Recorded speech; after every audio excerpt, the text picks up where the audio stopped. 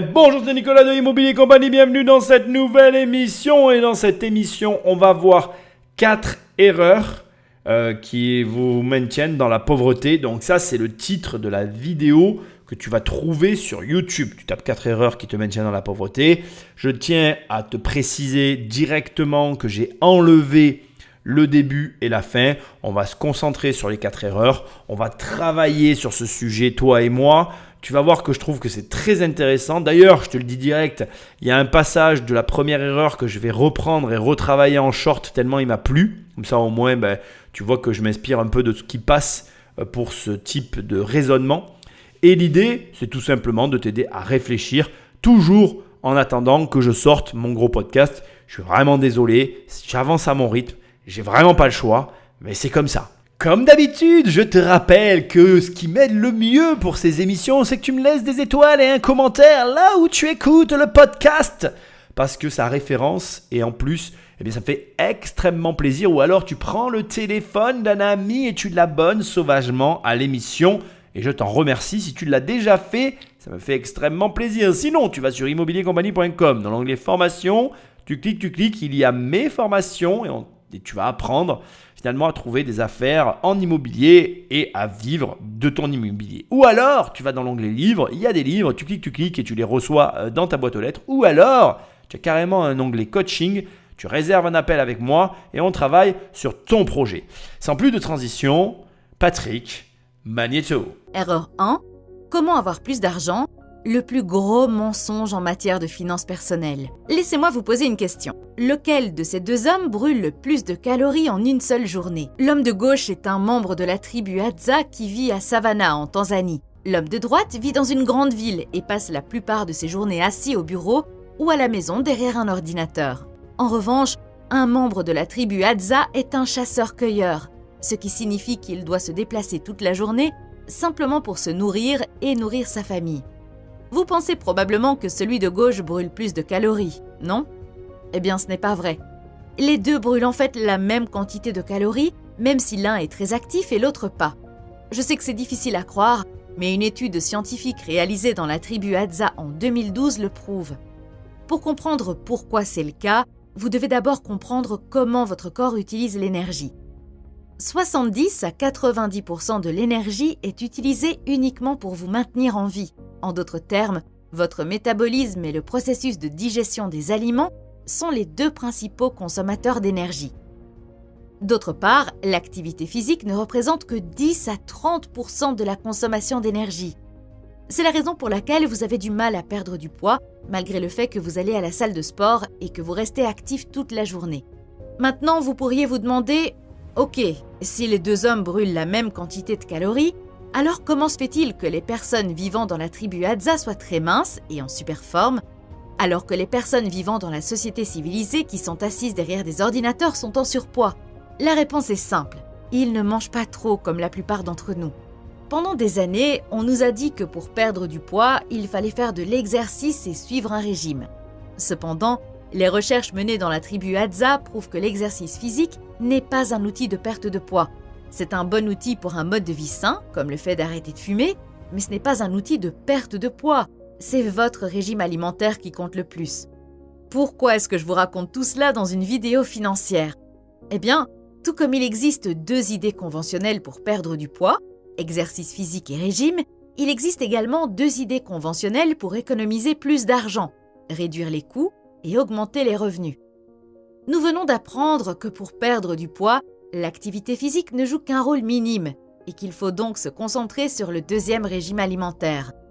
Et pour avoir plus d'argent, serait-il possible que l'un de ces 2 moyens soit moins efficace, mais sur lequel on nous a dit de nous concentrer ? La réponse est oui. Réduire les coûts n'est pas la voie à suivre. Il y a 2 problèmes principaux avec la réduction des coûts. 1.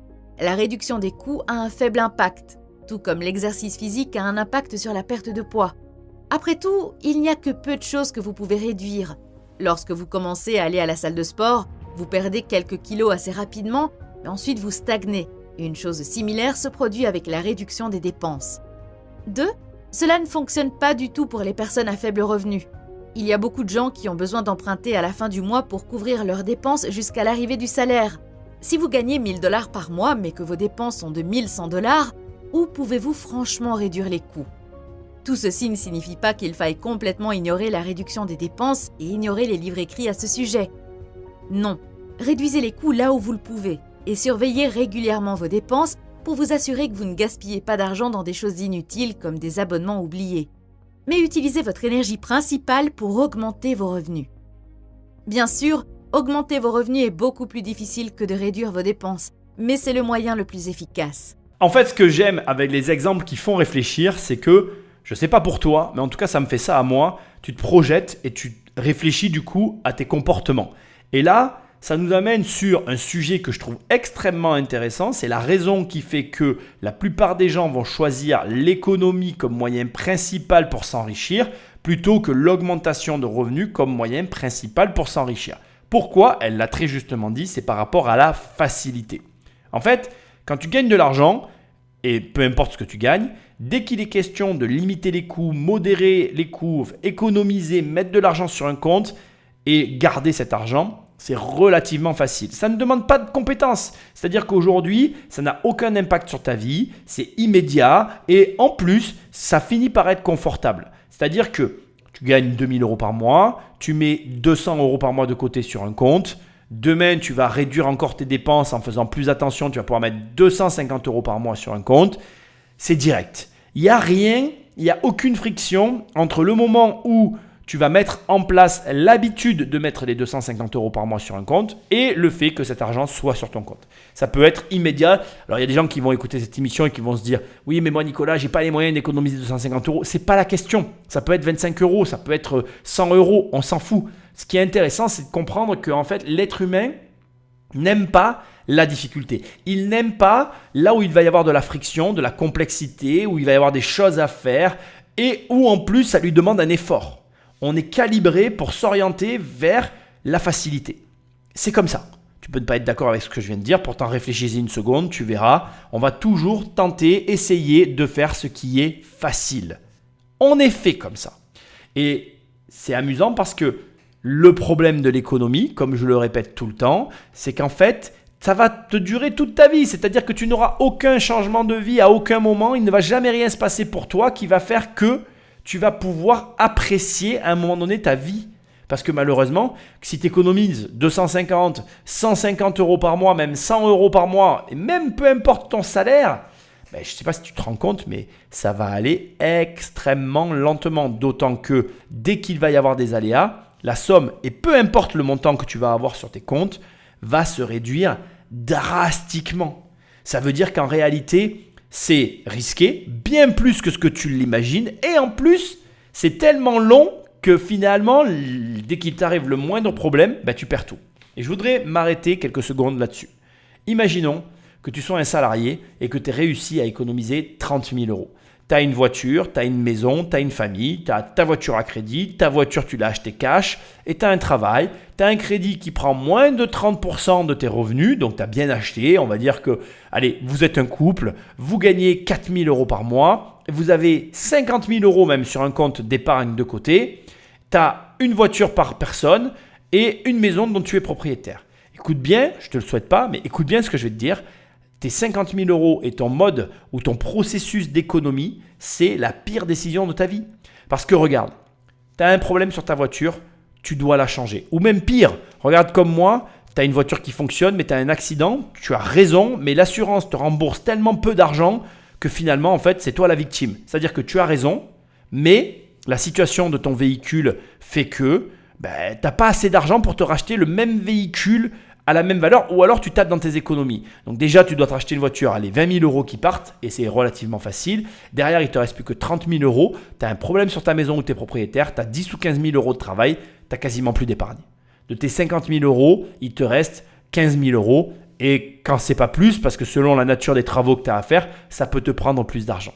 En réalité, très souvent, comme l'image de la personne qui est assise devant l'ordinateur et du chasseur-cueilleur Hadza qui vit dans la savane, qui doit aller courir pour aller récupérer sa viande, on va avoir notre cerveau qui va nous jouer des tours. On va naturellement dire, en fait, le chasseur-cueilleur, qui bouge beaucoup plus que le mec qui est devant l'ordinateur, donc c'est lui qui a le meilleur régime alimentaire, c'est lui finalement qui dépense le plus de calories, alors qu'en réalité, comme elle l'a dit, pas du tout, ça n'a rien à voir avec tout ça.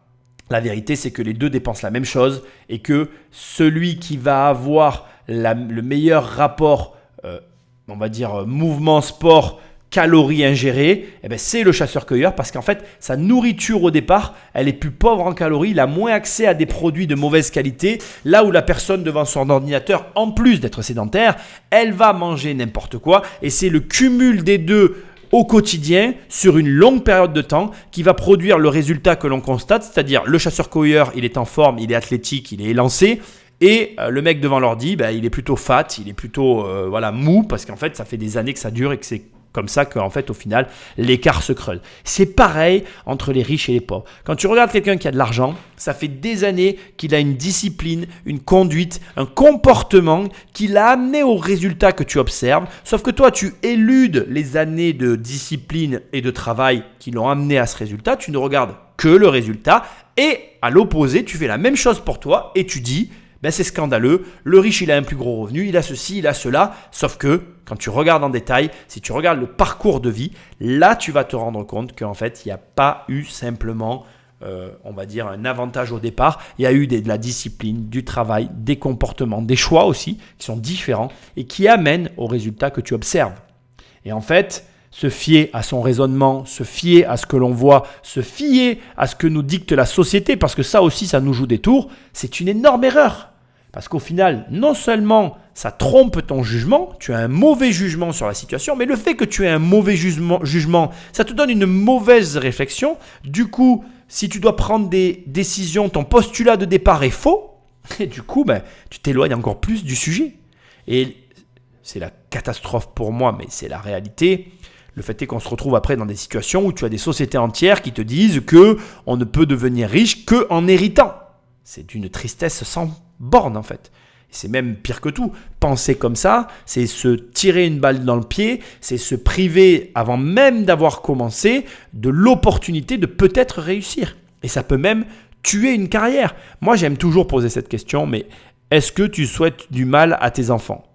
Je te laisse répondre à la question dans ta tête, seul avec toi-même, ça te regarde. Mais si la réponse est non, si tu ne souhaites pas de mal à tes enfants et que tu dois demain leur donner un conseil, je pense que le meilleur conseil que tu puisses leur donner, c'est que tout est possible et qu'en travaillant et en s'en donnant les moyens, ils peuvent arriver au résultat qu'ils convoitent.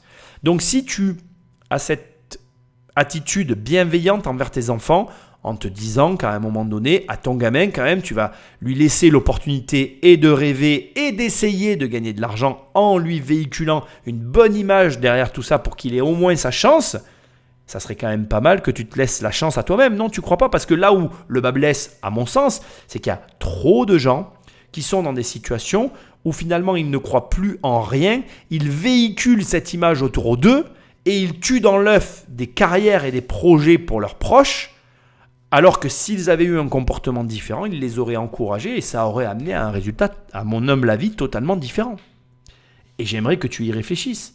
Parce qu'au fond de toi, je pense que tu sais très clairement que 1, tu es possible de tout accomplir et que 2, et c'est sans doute le point le plus important, c'est qu'en fait, comme elle l'a dit, ça n'est jamais ce que tu constates, ni même ce que tu vois, qui vaut comme étant le résultat ou le processus de la situation que tu observes. C'est-à-dire qu'il n'y a aucun riche qui se retrouve dans sa situation parce qu'il a eu un héritage.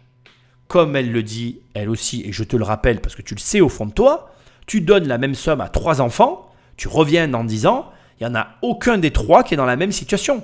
Tu vas en avoir un qui aura tout perdu, tu en auras un qui aura multiplié l'argent et tu en auras un qui l'aura gardé sur un compte parce qu'il aura eu peur et qu'il n'aura jamais rien fait.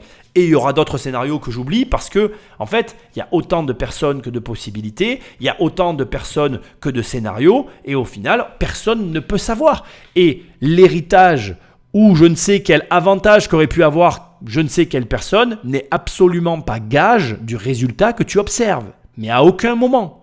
Je veux dire, quand tu prends... Moi, c'est un exemple que j'aime prendre, Bernard Arnault et l'héritage qu'il a eu et le multiplicateur qu'il a appliqué sur son héritage, je suis désolé, ça n'est absolument pas l'héritage qui a fait la fortune de Bernard Arnault. Je suis vraiment désolé de te dire ça. Je pourrais même, et j'oserais le dire, que tu donnes 0 € à Bernard Arnault, il fait des miracles. Parce qu'en réalité, à ce niveau de multiplication de fortune, tu es obligé, même si tu le détestes, de reconnaître qu'à un moment donné, il y a l'individu qui joue son rôle dans le processus. Ce qui veut dire que, toi qui m'écoutes, tu as ton rôle à jouer dans ton propre processus, mais que si dès le départ, tu ne te laisses pas ta propre chance d'atteindre ton plein potentiel, bien tu ne feras jamais rien de ta vie. Ce qui veut dire que, et je le répète une dernière fois, en fait, les apparences sont toujours trompeuses. Ce que tu penses comme étant vrai ne l'est pas forcément, et qu'en définitive, il ne tient qu'à toi de faire des recherches pour t'assurer que ce à quoi tu crois est au moins une croyance qui t'amène le bénéfice de pouvoir passer à l'action et avancer dans tes projets de vie. Parce que la pire des configurations que je vois, et ça c'est bien réel, ce sont des gens qui ne croient pas, ou en tout cas qui croient en de fausses vérités. Ces fausses croyances les empêchent de passer à l'action et pire, de se laisser la chance d'essayer je ne sais quoi ou dans je ne sais quel domaine, bien de s'essayer quoi, tout simplement, d'essayer de voir s'ils ont la capacité de se réaliser dans leurs rêves. Et du coup, c'est des carrières entières qui sont détruites pour rien. Parce qu'il y a une fausse croyance au départ.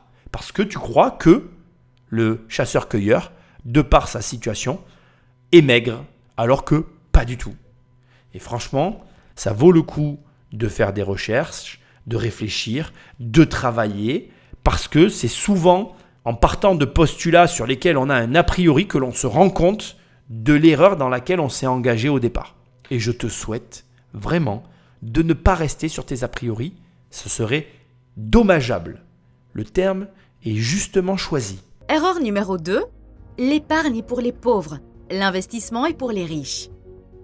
L'auteur dit « Lorsque j'ai commencé à lire des livres financiers, j'ai remarqué qu'il y avait quelques conseils qui revenaient sans cesse, tels que garder vos frais bas, diversifier et investir à long terme. » Donc en tant que débutant, j'ai commencé à suivre ces conseils. Après tout, ils venaient d'investisseurs réputés tels que Warren Buffett.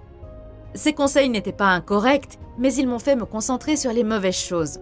En tant qu'investisseur débutant, je n'avais que quelques milliers de dollars sur mon compte bancaire. Malgré le fait que j'avais très peu d'argent, j'ai passé des centaines d'heures à analyser mes décisions d'investissement, à faire des calculs sur Excel et à réfléchir au type d'allocation d'actifs que je devais avoir. Devrais-je investir 80% dans des actions et 20% dans des obligations ou vice-versa? Devrais-je investir dans le Bitcoin et dans l'immobilier? Malgré la suranalyse de mes investissements, je n'ai jamais consacré de temps à l'analyse de mes revenus et de mes dépenses. Je sortais régulièrement dîner avec des collègues de travail et dépensais facilement 100 $ par soirée. Réfléchissez à quel point ce comportement était insensé. Avec seulement 1000 $ d'actifs investissables, même un rendement annuel de 10% ne m'aurait rapporté que 100 $ par an. Pourtant, je gaspillais régulièrement cette même somme pour une soirée au restaurant. En ne sortant tout simplement pas pour une soirée, j'aurais pu gagner la même somme d'argent que le rendement des investissements d'une année. Pouvez-vous voir comment mes priorités financières étaient chamboulées? Maintenant, comparez cela à quelqu'un qui possède 10 millions de dollars d'actifs investissables. Si son portefeuille subissait une baisse de 10%, il perdrait 1 million de dollars. Pensez-vous qu'elle pourrait économiser 1 million de dollars en un an? C'est très improbable, non? C'est pourquoi une personne disposant de 10 millions de dollars doit passer beaucoup plus de temps à réfléchir à ses choix d'investissement qu'une personne ne disposant que de 1000 $. Comme vous pouvez le voir dans cette comparaison, votre priorité dépend de votre situation financière actuelle. Si vous n'avez pas beaucoup d'argent investi, vous devez vous concentrer sur l'épargne et l'augmentation de vos revenus. L'inverse est vrai si vous avez un portefeuille important. Pour faire simple, l'épargne est pour les pauvres, l'investissement est pour les riches. Alors malheureusement, je ne suis pas d'accord avec la fin. L'investissement, c'est pour tout le monde et un pauvre doit investir. Mais tout le reste est génial sinon, heureusement d'ailleurs. Du coup, on va reprendre du début. Je trouve super intéressant ce qu'elle a dit et c'est quelque chose que je répète souvent. En fait, la plupart des gens se font plaisir. Ils considèrent qu'ils ont le droit de se faire plaisir parce qu'ils travaillent. Sauf que, en fait, ils devraient considérer qu'ils ont le droit de se faire plaisir une fois qu'ils ont investi. En réalité, il ne faut jamais épargner, peu importe ton niveau de revenu, il faut investir et il faut trouver l'investissement qui te correspond. En gros, la destination pour ton argent, pour faire simple. Et c'est un problème parce qu'il y a beaucoup de gens qui commencent par se faire plaisir lorsqu'ils ont leur premier salaire. Et d'ailleurs, je vais te poser une question très simple. Tu as fait quoi de ton premier salaire ? Et très souvent, tu as des réponses originales du style « j'ai acheté un cadeau à mes parents, je me suis payé ceci, je me suis payé cela ». Notre premier salaire, et d'ailleurs, attention, je veux pas que tu crois que je suis meilleur que toi, j'ai fait la même chose que toi. Moi, mon premier salaire, je l'ai dépensé. Mes premières économies, je les ai dépensées. Et même quand j'ai augmenté mes revenus, je l'explique très bien dans mon livre « Devenir riche sans argent », tu tapes riche sur Amazon si tu veux l'acheter. Eh bien en fait, je le dis, quand j'ai commencé à avoir de gros revenus entre ma vingtaine et ma trentaine, je me suis payé un home cinéma qui était complètement démesuré par rapport à mes revenus. J'en ai complètement conscience. On est tous pareils, je te rassure. Sauf que si tu veux vraiment passer un cap, va falloir te discipliner. Va falloir travailler sur toi. Va falloir arrêter de te dire que tu mérites. Tu ne mérites rien tant que tu n'as pas couvert ton salaire. Tu gagnes 3 000 € par mois. Tant que tu ne gagnes pas 3 000 € sur tes investissements avec ton argent placé pour couvrir ton salaire, tu ne mérites rien.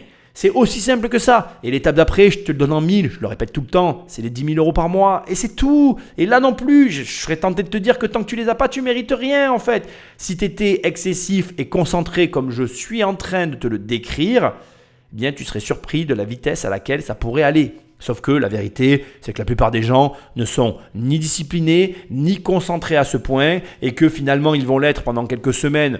Allez, pour certains quelques mois, et puis ils vont rapidement craquer parce que leur comportement, ou plutôt j'ai envie de dire leur tendance à aimer les plaisirs prendra le dessus sur le reste. Et après, je ne blâme personne, comme j'aime à le répéter tout le temps, nous vivons dans l'ère du plaisir, dans l'ère du loisir. C'est la dictature du loisir actuellement. C'est vraiment ça. On invente toujours de nouvelles choses à faire, on a toujours mieux à faire qu'à travailler et finalement, on n'a même pas la culture du travail dans notre pays. Alors là, je vais parler de la France parce qu'il y a des pays où il y a la culture du travail, mais chez nous en France, on n'a pas la culture du travail et du coup, malheureusement, pas de culture du travail, la dictature des plaisirs et ça nous fait des personnes comme on peut les voir aujourd'hui dans ce pays qui sont...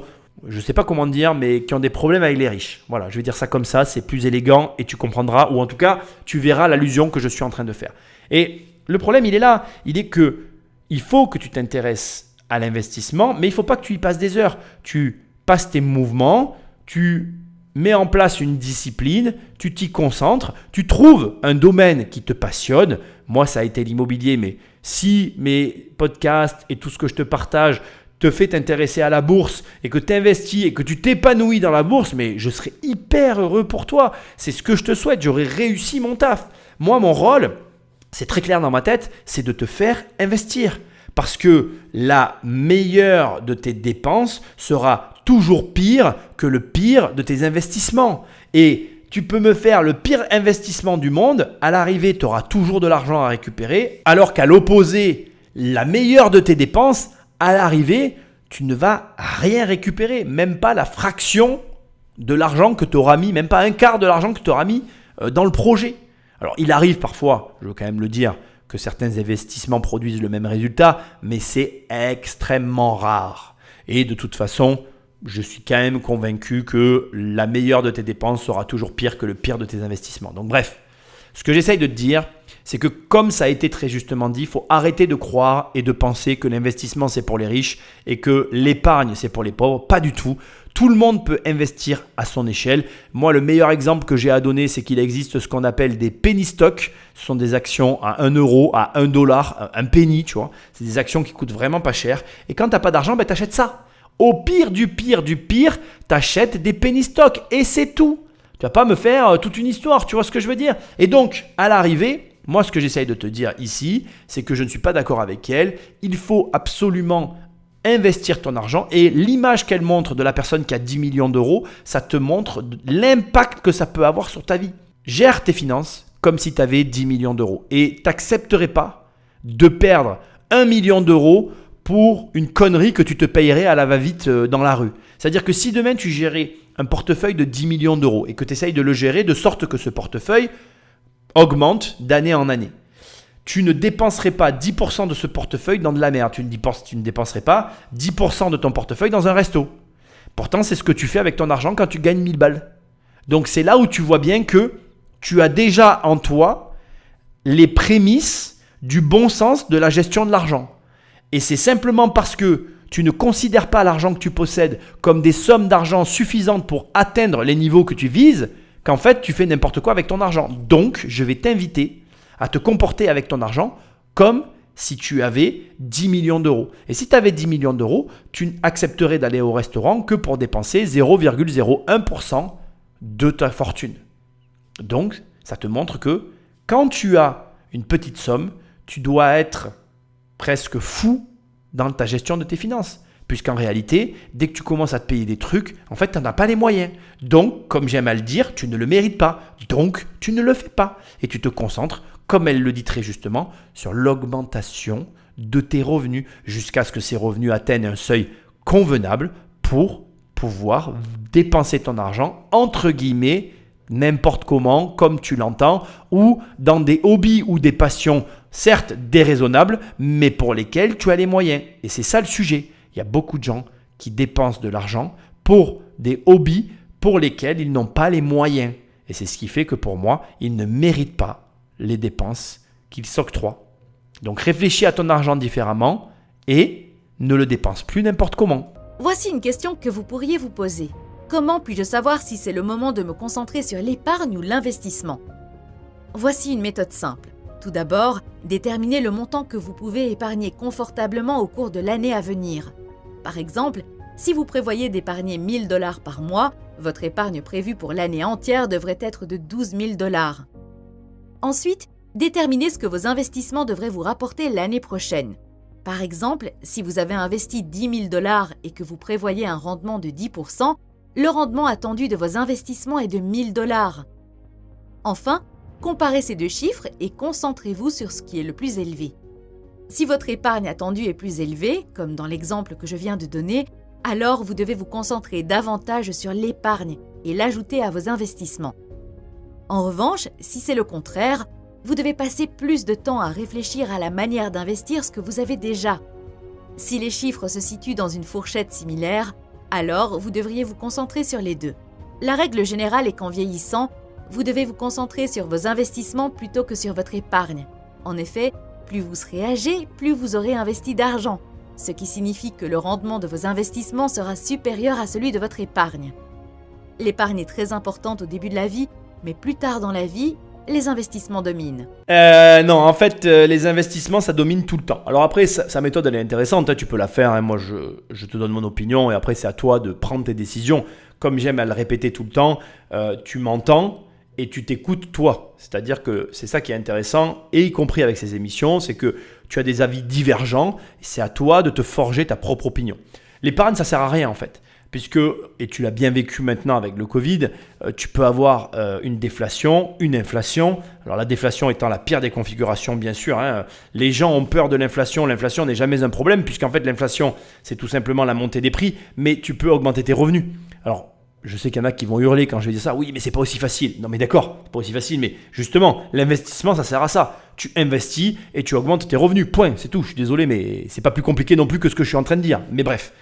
Donc, voilà, alors que la déflation, tu ne peux rien faire. Tu l'as subie de plein fouet et en plus, elle limite l'accès à la ressource. C'est-à-dire que s'il y a moins d'argent pour tout le monde, bon ben là, on n'a pas trop le choix, quoi, tu vois. Il vaut mieux avoir plus d'argent tout le temps et suivre l'inflation, parce qu'au moins on a, on va dire, une porte de sortie, que se prendre une déflation dans la gueule et la subir. C'est d'ailleurs pour ça que le Bitcoin n'est pas inintéressant à être dans ton portefeuille et à être acquis. C'est parce que c'est un actif déflationniste et que de toute façon, sur le très long terme, bah, tu sais que ça aura beaucoup de valeur. Quand le problème, c'est ça, c'est qu'on ne sait pas. Maintenant, bon, je ne vais pas te parler du Bitcoin aujourd'hui, tu sais où est-ce qu'on en est. Il y a des aléas, des opportunités de marché en ce moment avec le halving, les ETF, etc.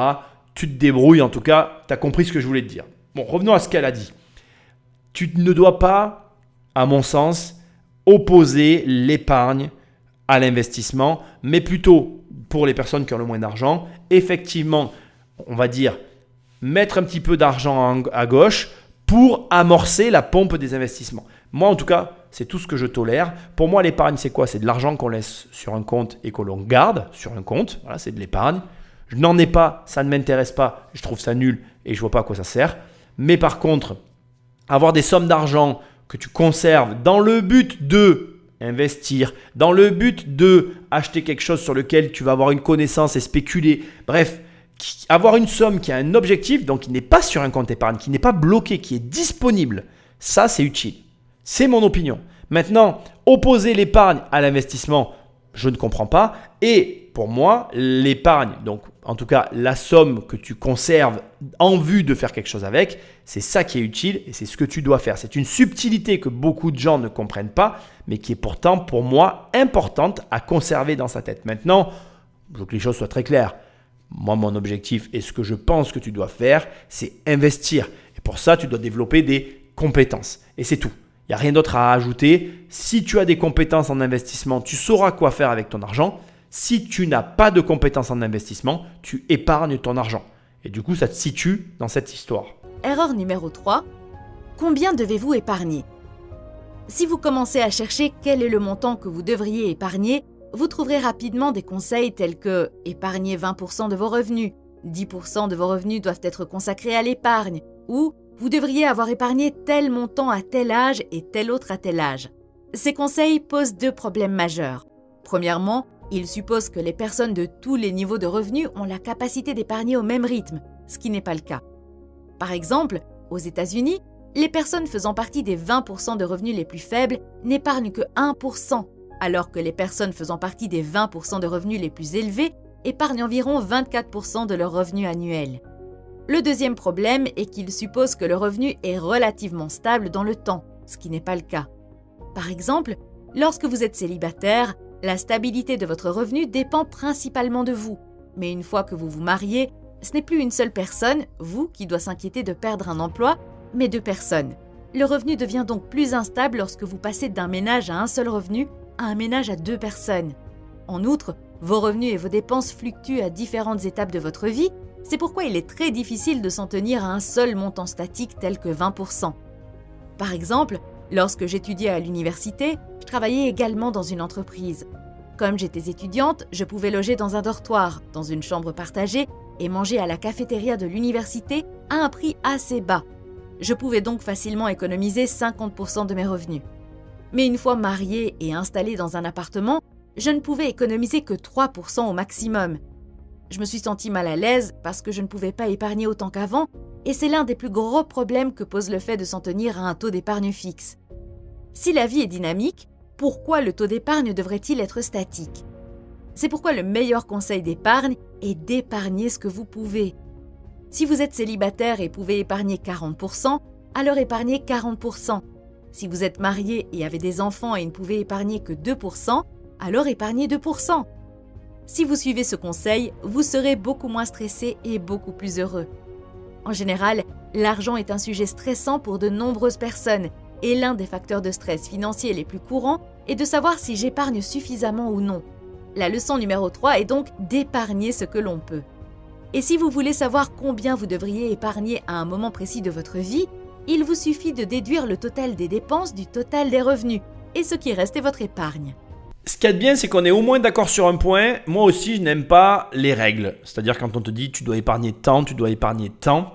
Et là, pour le coup, j'aime pas la règle du pourcentage parce qu'en fait, ça élude un élément central que je répète tout le temps, c'est que l'argent est fragile. Et ce que je voudrais que tu entendes et que tu notes dans un coin de ta tête, c'est que je m'en fous de ce que tu gagnes. Ça peut s'arrêter à tout moment. Et, c'est sûrement ça le pire, c'est valable pour tout en fait, même pour moi. C'est valable pour tout le monde, tout le temps, en permanence. Ce que l'on gagne est toujours que provisoire. Et comme j'aime à le répéter tout le temps, tu gagnes de l'argent pour les moments où tu n'en gagneras pas. Ce qui change encore la perspective. Tu vas avoir des moments difficiles. D'ailleurs, j'en profite pour le glisser ici parce que j'ai envie de le dire en ce moment et je ne le dis pas assez. Moi, j'aime pas écouter des gens qui n'ont pas eu de difficultés dans leur vie. Pour moi, quelqu'un qui n'a pas eu de difficultés dans sa vie, j'ai pas trop envie de l'écouter, tu vois. Les gens qui réussissent tout, c'est très bien, ils m'impressionnent et je suis très content. Mais en fait, ils réussissent tout jusqu'au jour où ils auront un gros problème. Et avoir un gros problème, ça m'intéresse. Parce que c'est quand on a des gros problèmes qu'on voit réellement ce que les gens sont capables de faire. Donc moi aussi, je ne suis pas d'accord avec l'histoire de dire épargnez 20% en permanence de vos revenus. Non. En fait, vous épargnez le maximum de ce que vous pouvez. C'est même pas ce qu'elle dit là en fait. C'est le maximum de ta capacité. Et Tu fais pas un calcul tout bête du style mes dépenses, mes revenus moins mes dépenses, la différence c'est mon épargne. Non, non, pas du tout. C'est tu vas chercher à investir et tu vas monter la barre. En fait, moi j'ai la démarche inverse, c'est que je ne regarde pas ce que je peux faire, je me fixe un objectif et je fais tout pour l'atteindre. Et c'est comme ça que tu vas réussir à démultiplier ton épargne parce que c'est intéressant. Et encore une fois, l'objectif étant d'investir, rien d'autre. Il faut arrêter avec le blabla. Tu peux peut-être. Non, je m'en fous de ce que tu peux en fait. C'est quoi le maximum que tu peux donner au projet en fait? Là, ça c'est intéressant. Parce qu'il y a des gens, il y a plein de gens, ils en ont plein de projets. Mais ils font jamais rien. Parce qu'en fait, ils n'ont pas d'objectif réel, ils n'ont pas d'objectif concret. Ils te disent des choses comme ils pourraient t'en dire d'autres. Et puis au final, ils vont là où ils veulent. Et puis un matin, ils se réveillent et ils ont les boules parce qu'ils n'ont pas réalisé ce qu'ils rêvaient. Mais parce qu'ils ne s'en donnent pas les moyens. Et c'est compliqué parce que je peux comprendre que mes propos sont un peu excessifs et difficiles. C'est d'ailleurs pour ça que je te dis que tu ne dois pas m'écouter mais m'entendre et tu prendras tes propres décisions. Mais au demeurant, je te le dis parce que j'en suis convaincu, ça n'est pas une question ni de pourcentage ni de je ne sais quoi. C'est vraiment qu'une question de quel est ton objectif et qu'est-ce que tu mets en place pour atteindre cet objectif. Donc fixe-toi de gros objectifs pour espérer obtenir de gros résultats. Ça marche comme ça en fait. Sinon, il ne se passe rien. 4. Comment dépenser de l'argent de la bonne façon? Il y a deux extrêmes lorsqu'il s'agit de dépenser de l'argent. Un groupe de personnes dépense sans culpabilité et ne regarde jamais l'étiquette du prix. Un autre groupe, en revanche, se sent coupable et anxieux à propos de presque tous les achats qu'il fait. Ils essaient d'utiliser tous les trucs et astuces pour réduire les coûts sur tout ce qu'ils achètent. Aucun de ces extrêmes n'est bon. Malheureusement, aujourd'hui, de nombreux conseillers financiers favorisent le deuxième groupe et vous obligent à remettre en question tout ce que vous achetez. Ils vous font sentir coupable de tout ce que vous achetez. Vous achetez un café au lait et vous le regrettez. Vous commencez donc à douter de tout ce que vous achetez et cela crée de l'anxiété autour des dépenses. Ce n'est pas une façon de vivre sa vie. Oui, l'argent est important, mais il ne doit pas vous alarmer chaque fois que vous voyez une étiquette de prix. Alors, il y a deux personnages qui sont ici décrits. La personne qui dépense de l'argent facilement et la personne qui économise et qui ne veut pas dépenser d'argent. Je partage totalement tout ce qui a été dit ici, mais moi je vais ajouter une autre dimension à la réflexion. Pour celui qui dépense de l'argent sans réfléchir, moi j'ai un conseil à donner. Il faut quand même que tu projettes ta vie étant vieux en acceptant le fait que probablement tes revenus vont se réduire. Et du coup, au lieu de dilapider l'argent auquel tu as accès maintenant, demande-toi si cet argent, tu n'aurais pas envie de te l'envoyer à un moment donné où tu en auras plus besoin. En gros, l'argent présent peut avoir plus de valeur dans le futur si tu fais les bons choix avec cet argent. Et ça, c'est une vraie réflexion. Il y a beaucoup de gens qui dépensent leur argent n'importe comment sans se soucier de rien. En France, en plus, on a une espèce d'arnaque totale qui est la retraite. Puisque en fait, ce qu'on oublie de te dire avec la retraite, c'est qu'on te dit non, mais t'occupes de rien, l'État s'occupe de tout. Sauf que quand l'État te redonne ta retraite, il te divise, ou en tout cas, il réduit grandement le revenu de reversion de la retraite par rapport au revenu de ton travail. Par exemple, tu gagnais 2000 balles en travaillant, tu vas gagner 1400 ou 1500 euros à la retraite. Et ça, les gens, ils s'en rendent compte le jour J. Sauf que quand ils s'en rendent compte le jour J, c'est trop tard. C'est trop tard. Oui et non, ils peuvent retourner travailler, mais du coup c'est trop tard, ils ne peuvent plus investir comme ils pouvaient investir. En gros, ta capacité d'investissement, elle se consomme avec le temps, malheureusement, parce que ne serait-ce que déjà le temps passe. Et du coup, déjà, tu ne peux pas perdre autant que quand tu es jeune, parce que quand tu es jeune, si tu perds de l'argent, tu peux te refaire, alors que si tu es vieux, c'est plus difficile de se refaire. Mais en plus, tu n'as pas accès aux mêmes mécanismes financiers. Là, je pense en l'occurrence au crédit. C'est évident qu'on ne va pas te prêter sur 20 ans quand tu as 70 ans, que quand tu as 20 ans. Quand tu as 20 ans, on peut même te prêter sur 30 ans. Bon, ça se fait plus maintenant, mais tu vois ce que je veux dire. Et quand tu as 70 ans, on ne te prêtera plus sur 20 ans. Donc, tu vois bien qu'il faut que tu y penses. Et d'ailleurs, ils avaient fait une étude là-dessus où ils avaient constaté qu'en montrant une photo à quelqu'un de lui vieux, il avait plus tendance à être sensible à l'investissement que quelqu'un qui ne prend pas conscience de l'âge qu'il va avoir lorsqu'il sera vieux. Et du physique qu'il va avoir pour le coup. Donc c'est marrant de voir qu'en fait c'est psychologique, on est tous fait pareil et que en fait ça se travaille et que tu dois en prendre conscience. Maintenant, la deuxième catégorie de personnes, ceux qui aiment avoir de l'argent sur leur compte, le garder et le regarder parce que ça les rassure, Ceux-là, il faut leur parler de l'inflation, de l'érosion de la valeur de l'argent dans le système dans lequel on évolue et du fait que d'avoir de l'argent, ça ne leur garantit rien. Et pire que ça, ils s'appauvrissent par l'effet de l'inflation. Alors l'inflation, c'est un mécanisme qui est de plus en plus expliqué et de plus en plus abordé par de plus en plus de personnes. Donc je pense qu'on est de plus en plus nombreux à comprendre cette mécanique.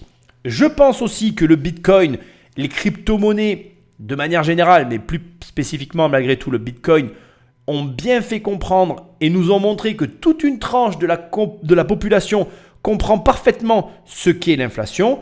Et pour autant, c'est un énorme risque que d'avoir du cash sur ses comptes. Ça, c'est quelque chose qu'il faut que tu comprennes, que tu intègres, que tu l'aies en tête, parce que vraiment, c'est un énorme risque. Et en plus d'être un énorme risque, je pense que les gens ne mesurent pas l'argent qu'ils perdent à ne pas investir cet argent. C'est-à-dire que la plus grosse erreur que tu fais, c'est de ne pas comprendre que l'argent que tu n'utilises pas pourrait te rapporter bien plus que si tu le conserves simplement sur le compte sur lequel tu le conserves.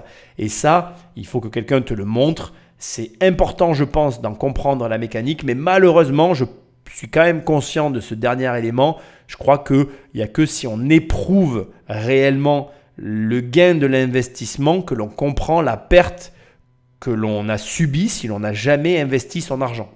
En gros, ce que j'essaye de dire, c'est que toutes les personnes qui économisent, mais qui n'ont jamais investi et qui n'ont jamais pu apprécier par elles-mêmes l'argent qu'elles sont en capacité de générer en investissant leur argent, eh bien, ces mêmes personnes qui économisent ne mesureront jamais tout l'argent qu'elles ont perdu en n'investissant pas. Et crois-moi, en tout cas, moi, je le constate tous les jours, il y a beaucoup de gens qui perdent des millions à ne jamais investir. L'auteur propose 2 conseils qui vous permettront de dépenser sans vous sentir coupable. Le premier conseil est la règle du 2 fois. Selon cette règle, chaque fois que vous voulez faire des folies, vous devez prendre la même somme d'argent et l'investir également. Selon l'auteur, cette règle fonctionne parce qu'elle élimine la culpabilité psychologique associée aux achats, puisque vous faites également un investissement de taille égale. Cette règle vous aide également à réévaluer l'achat, car vous allez économiser le double du montant, la moitié pour l'achat lui-même et l'autre moitié pour l'investissement. Le deuxième conseil consiste à dépenser de l'argent pour les choses qui maximisent votre épanouissement à long terme. La partie la plus difficile est bien sûr de déterminer ce que vous voulez vraiment dans la vie et ce qui vous permet de vous épanouir. Par exemple, si acheter des cafés au lait tous les jours augmente votre productivité et vous fait vous sentir bien, alors selon l'auteur, vous devriez le faire. Ici, ce que je trouvais extrêmement intéressant de mon point de vue, c'est le fait qu'il y ait des règles qui soient mises en place dans l'objectif de dépenser de l'argent. Alors bien évidemment, ce qui est intéressant, et je veux qu'on soit clair sur ce que je souligne, c'est le fait qu'on puisse trouver des méthodes qui valident la dépense. Et là-dessus, je suis aussi d'accord, j'en parle jamais, mais je pense qu'il faut quand même se faire plaisir, dépenser son argent et qu'à un moment donné, ne faire qu'investir, ne faire que se sacrifier, ne faire que donner en permanence finalement au projet dans lequel on se lance, ça n'est pas non plus la bonne solution. Il y a quelque chose entre les deux, c'est certain, et il faut comme ça établir des règles de départ pour lutter contre nos propres biais. Le fond du problème derrière cette émission, et que je pense que tu as très bien compris, c'est que finalement, toi, moi, nous tous, on est exactement tous les mêmes. On a des biais cognitifs qui vont nous orienter d'un côté et de l'autre, et en fait, on lutte bien plus contre notre propre nature que contre quoi que ce soit d'autre. Alors c'est vrai que la publicité, la société de consommation, l'entourage, plein d'éléments comme ça viennent nous influencer et j'en ai totalement conscience. Mais au final, le seul vrai ennemi que tu n'auras jamais, c'est toi-même. Et ça te montre en fait ce que tu dois retenir. Je vais pas commenter la règle qui est donnée ici, elle est très bonne. Il y en a plein d'autres. Il y a des personnes qui te disent que pour acheter un bien ou un service, il faut que tu aies 3 fois le montant de ce que tu dépenses sur ton compte. Enfin bref, tu feras des recherches dans les finances personnelles. Il y a plein de règles différentes. Choisis celle qui est le plus adaptée à ton profil, celle qui te correspond le mieux, celle avec laquelle tu as le plus d'affinité. Mais moi, ce qui m'intéresse, c'est que tu peux d'abord déjà créer ta propre règle et surtout, il faut que tu t'inventes ou que tu te crées des règles comme ça pour à la fois te faire plaisir et à la fois maintenir cette hygiène et cette discipline qui te garantit dans le temps de continuer d'investir, de faire perdurer ce placement d'argent financier qui va t'amener à un résultat X ou Y. Et c'est ça qui m'intéresse, c'est que tu comprennes, que tu constates, peu importe, l'un ou l'autre ou les deux à la fois, qu'en définitive, il n'y a pas de riches et de pauvres comme je le dis, Il n'y a que des personnes identiques, mais dans ce lot de personnes identiques, il y en a certains qui vont aller jusqu'à s'imposer des règles pour atteindre leur objectif.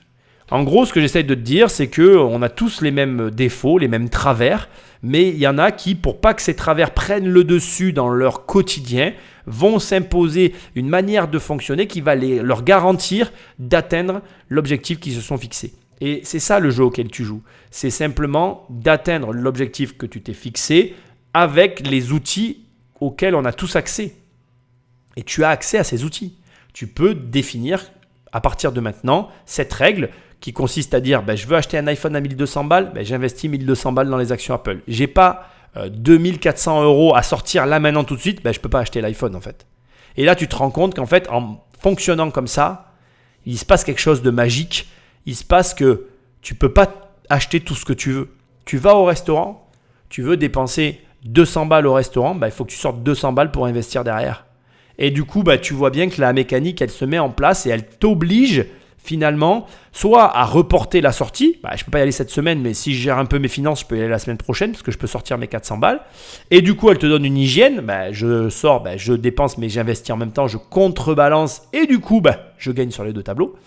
Et en avançant comme ça, tu te retrouves finalement à avoir de l'argent très rapidement parce que tes dépenses sont contrebalancées et parce que derrière, tu luttes contre ta propre personne et tu prends une discipline dans ton quotidien qui t'amènera de très gros résultats. Et c'est ça qui est hyper intéressant. Et c'est ce qui crée les écarts après derrière. Et c'est aussi ce qui fait qu'il y a des gens comme moi qui militent pour essayer de te montrer qu'en fait, les personnes que tu vois qui ont de l'argent, elles ont ce genre de comportement et c'est cette différence qui crée l'écart. Parce qu'il y a trop de gens qui ne réfléchissent pas, qui ne mettent rien en place et qui derrière veulent le résultat du riche. Mais c'est pas possible en fait. C'est pas possible. Et quand tu vois l'amplitude horaire des gens qui travaillent, quand tu vois tout ce qu'ils mettent en place, tout ce contre quoi ils luttent, même si dans le lot, et je suis d'accord avec toi, il y a des choses que tu vas trouver ridicules, il y a des choses avec lesquelles tu ne seras pas d'accord. Enfin bref, tu vas avoir des avis, c'est normal, on est humain, moi aussi j'ai des avis. Peu importe, mets-les de côté. Tu es obligé de reconnaître au moins un élément, c'est qu'il y a des actions qui ont été posées, que ces actions ont amené des résultats et que du coup, les résultats que tu observes ne sont pas là par magie, ne sont pas là par l'opération du Saint-Esprit. Ce n'est pas arrivé que par héritage, pour faire écho à ce que je disais tout à l'heure.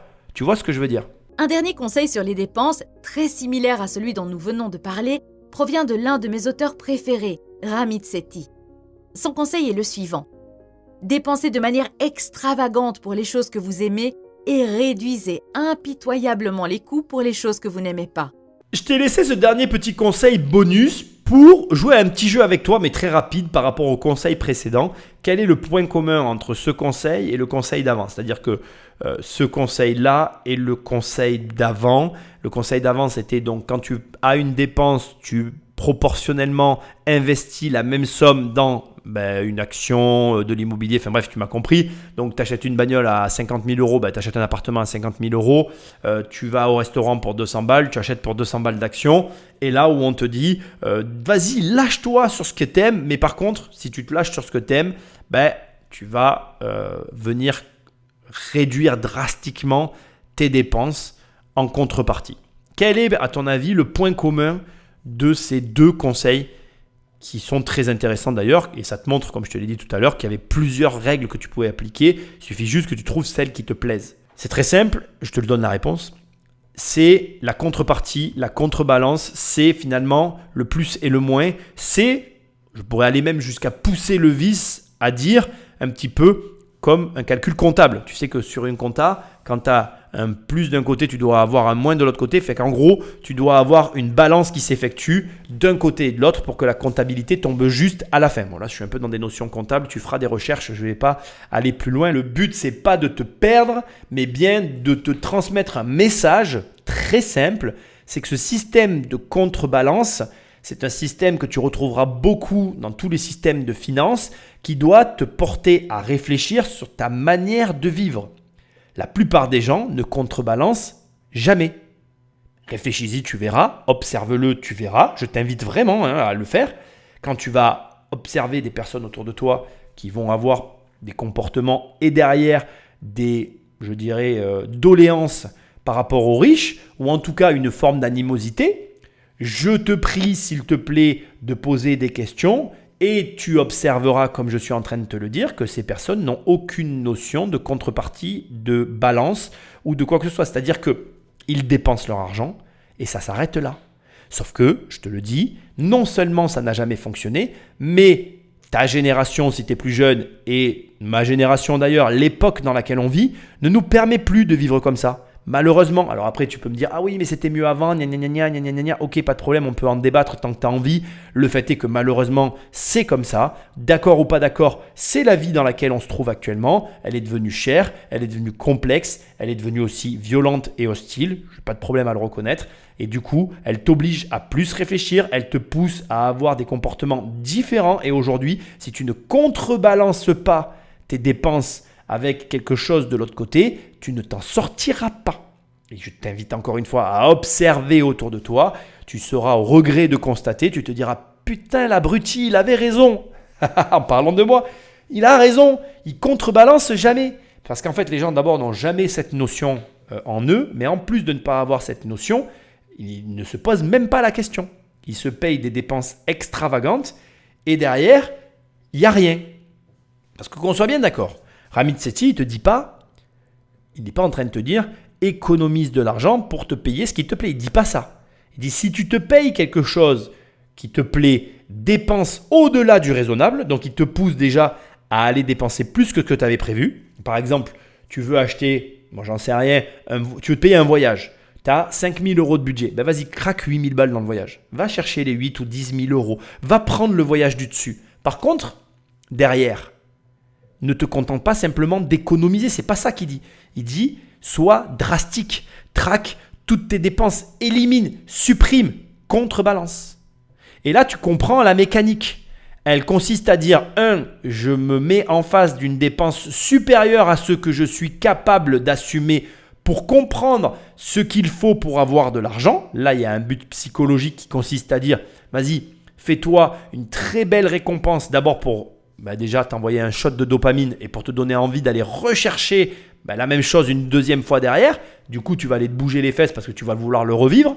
Mais en plus, derrière, il dit, sois très violent. Et j'emploie le terme violent à bon escient, sur la recherche de la baisse des coûts et l'élimination des coûts superflus. Parce que comme tu vas avoir quelque chose que tu n'as pas les moyens de te payer, il va falloir aller chercher dans l'effort, finalement, ce revenu en plus qui va permettre de contrebalancer la dépense que tu es en train d'effectuer. Et si tu comprends même vraiment ce système de balance en fait comptable, tu comprends un peu comment ça fonctionne l'argent et j'espère que tu auras réfléchi à ta manière de vivre et surtout tu auras compris que toi, moi et n'importe qui que tu regardes, on est tous pareils en fait. Bill Gates, Warren Buffett, on est tous pareils. C'est juste que eux ont mis en place dans leur vie des règles tellement violentes, et j'emploie encore, note-le, le terme violent, qu'ils ont les résultats qu'ils ont. Donc jusqu'où tu es prêt à aller maintenant? C'est la question qui se pose. Jusqu'où tu es prêt à t'imposer des contraintes? Ouh là là, c'est pas les mots que tu as envie d'entendre. Attends, je les répète pour qu'on soit bien d'accord toi et moi. Jusqu'où tu es prêt à t'imposer des contraintes de vie pour obtenir justement la vie que tu désires. Et là, le bas blesse. À partir de là, on perd 80% d'entre vous. Je te donne un exemple de fin, je te laisse y réfléchir et tu feras avec ça ce que tu as envie, d'accord? La plupart des gens, ils veulent un 9 à 5. C'est ce que la plupart des gens, ils veulent, quoi. Quand tu parles avec les gens, le rêve de la vie des gens autour de toi, c'est je veux travailler à 9h jusqu'à 5h de l'après-midi et avec ça, je veux être heureux, je veux pouvoir me payer ma bagnole, etc. Tout ce que j'ai envie. Okay, c'est un rêve, ça n'existe pas. C'est de la masturbation intellectuelle. Pardonne-moi mes propos si tu es un enfant, je ne veux pas te bousculer avec ça, mais c'est un délire, ça n'existe pas. Et d'autant que si jamais tu arrives à avoir ça, tu n'auras rien d'autre en fait. Tu vas avoir une vie qui sera cloisonnée par un petit salaire qui t'obligera à faire des concessions et ça finira avec de l'amertume et vraisemblablement au mieux, je vais dire, de l'animosité, mais au pire de la haine envers les riches qui ne te conduira nulle part. Tout ça parce que tu auras choisi un 9 à 5. Moi maintenant, je vais te donner un autre conseil beaucoup plus simple. Choisis plutôt un 5 à 9. Oui, tu as bien compris. 5h du matin, 21h le soir. Là, tu auras la vie de tes rêves. Tu n'auras pas le temps d'avoir ni de l'animosité, ni de la haine envers qui que ce soit parce que tu n'auras pas de temps en fait. Mais le peu de temps que tu auras, tu feras tout ce que tu veux. Et du coup, tu vas tellement kiffer le tout ce que tu veux en illimité que ça ne te gênera pas d'avoir un 5 à 9. Et ça se tient à ça en fait. Et là, le choix que je viens de te proposer à la fin de ce podcast, ça résume finalement ni plus ni moins que la plupart des choix de la vie de la plupart des gens. Comme la plupart des gens, c'est un 9 à 5, faut pas venir se plaindre à l'arrivée de ne pas avoir ce que tu veux ou pas la même chose que ceux qui font un 5 à 9. Ceci étant, je vous laisse à tous y réfléchir. Je t'invite à réécouter cette émission si elle t'a fait réfléchir aussi, parce que c'est quand même l'objectif. Tu vas sur immobiliercompagnie.com si tu as envie qu'on travaille ensemble. L'onglet livres pour les livres, l'onglet coaching pour les coachings, la formation pour les formations. Je te rappelle qu'il ne reste que quelques jours pour profiter des formations. Après, ça sera closed, ça reviendra un jour, mais quand, je ne sais pas. Et puis sinon, moi, je te remercie d'avoir écouté ces conseils sur l'argent. Et puis, je te dis à très bientôt dans une prochaine émission. Salut!